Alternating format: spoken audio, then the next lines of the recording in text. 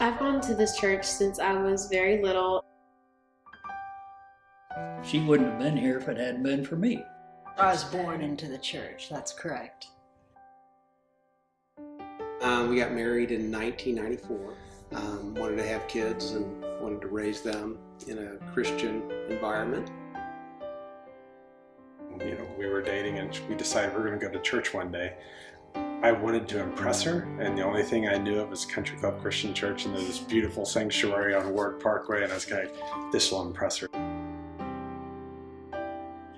Russell and I were in the pastor's class together. I served as his faith mentor.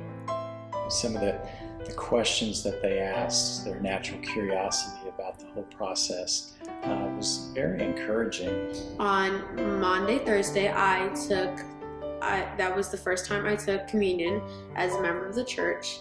There is already kind of a solid understanding or foundation of, what the importance of the church and the importance of the traditions of the church.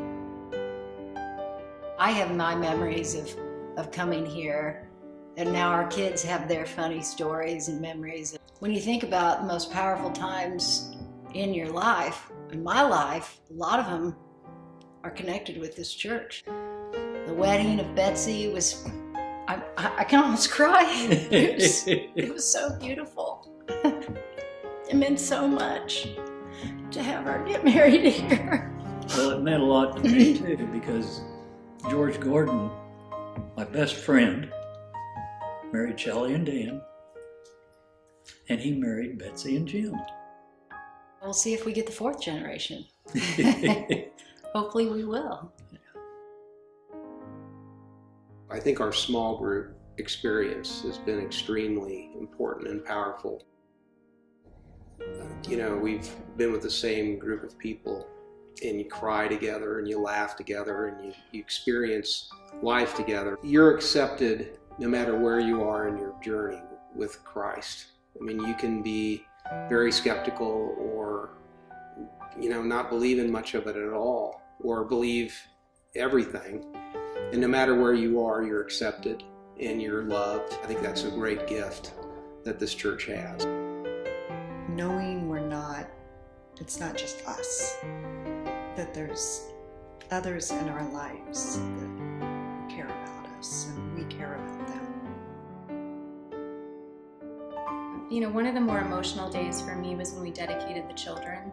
Seeing the entire congregation stand up and be there to support us and be in this journey and be willing to guide our children just means everything to us. They just gravitate towards the sanctuary. I mean, whenever they're here, they just gravitate towards it, and they just want to go in there. And Stella often will just sit in a pew and look around.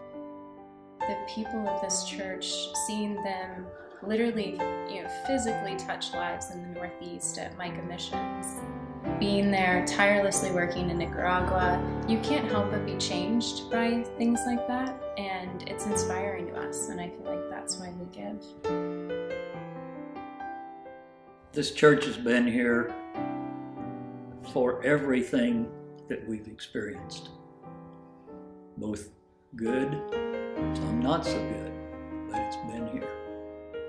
That's what happens with the pastor's class, that we pass on to them the values that they need to be able to build their own strong foundation. That is the legacy of love, that you love this church enough that you will pass it on to others in better shape than when you received it. We build bridges today, we plant trees today for those to enjoy down the road, and if we don't do it, who?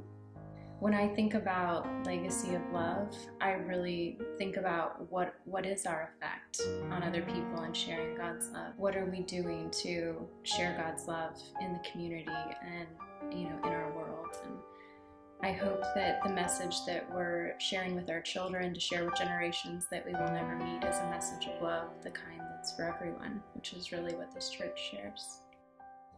I don't think I could ever give enough money to this church to repay it for what I have personally gained from it.